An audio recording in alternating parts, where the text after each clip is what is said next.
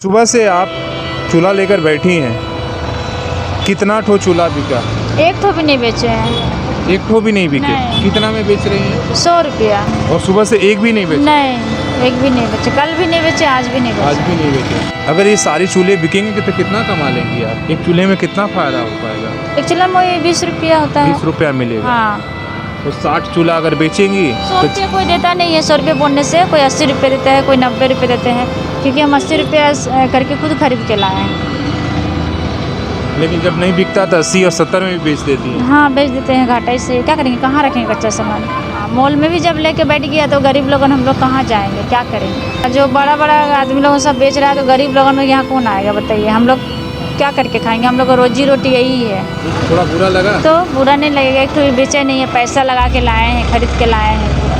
अब हम लोग देखिए शुरू से ही धंधा करते आए हैं, अब धंधा करेंगे तो क्या करें?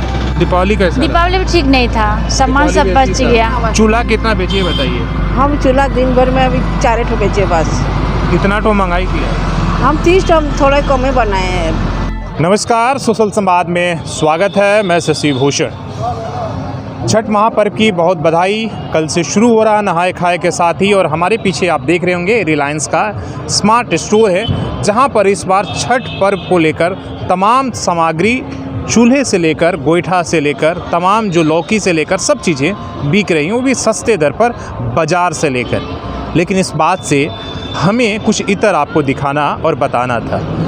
बताना इतना सिर्फ ये था कि जो पर्व कल तक हमारे आपसी और जो है लोकल सहयोग से होता था, कि किसी के लौकी, किसी के हाथ से सूप और तमाम चीज़ों से गोईठा से मिलता था, अब उस पर भी एक तरीके से ऑनलाइन और ग्लोबलाइजेशन का खतरा मंडरा रहा। किस तरीके से, अब आपको हमें बताना होगा। आपने दिवाली में तमाम वैसे अपील देखी होगी, जब तमाम तरह के वीडियोस बड़े बड़े लोगों ने अपील कर रहे थे कि भाई दिवाली मनाना है, अपने आसपास के लोगों से ख़रीदारी करें, उस दियो वाला का ख्याल रखिए, उस स्ट्रीट वेंडर का रखिए जो रोई, दीपक और तमाम सारी चीज़ें खिलौना बेच रहा है। लेकिन कैसे ख्याल रखें जब हमारी सरकार और जब हमारा सिस्टम और हम सब एक तरीके से उस बाज़ार की तरफ ग्रसित और खिंचाव हो रहे हैं, जहां पर इस तरह का मॉल संस्कृति और ऑनलाइन में जहां भरमार ऑफ़र दिया जा रहा है, वैसे में तो धीरे धीरे सब कुछ ख़त्म होते ही जा रहा है। ऐसा नहीं है कि सरकार को पता नहीं है और तमाम लोग जान रही है, ये उस सेक्टर को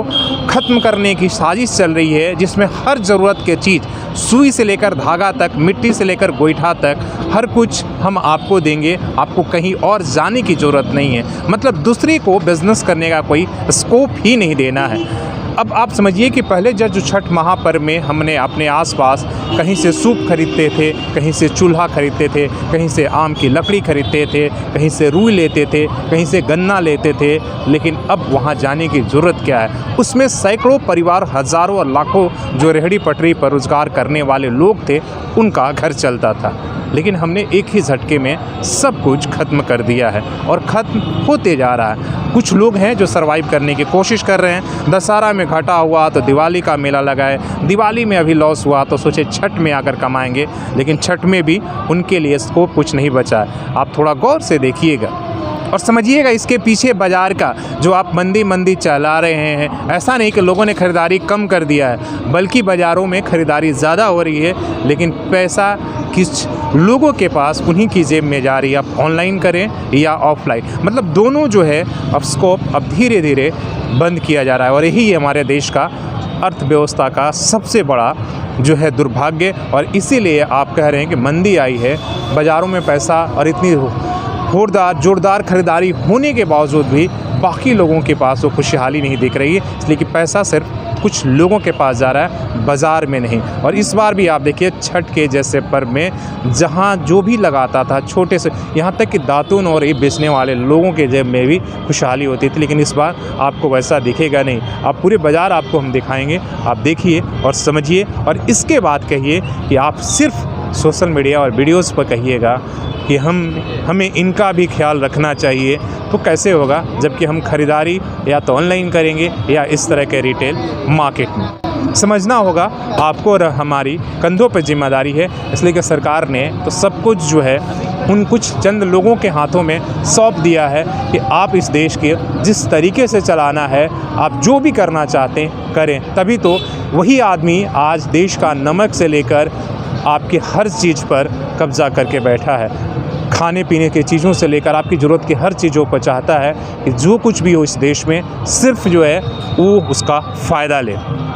तो इस रिपोर्ट में अगर आपको समझ में अगर आ रही होगी, अगर आंखें खोलनी हैं, अगर अब भी चाहते हैं कि जो बीच वाले लोग हैं, गरीब तबका है, मिडिल क्लास है, वो बचा रहे, तो थोड़ा सा अपने फेस्टिवल को जिस तरीके से जिस स्वरूप में था तो उसको बचाने की कोशिश करिए और उन लोगों से ख़रीदारी करिए जो आपके भरोसे महीनों और सालों से तैयारी कर रहे हैं, जो आपके लिए मिट्टी के चूल्हे सालों से बना कर रखते हैं कि छठ पूजा में होगा और तैयारियां करते हैं। अपने सहयोगी मंजीत के साथ शशि भूषण, सोशल संवाद न्यूज़ झारखंड।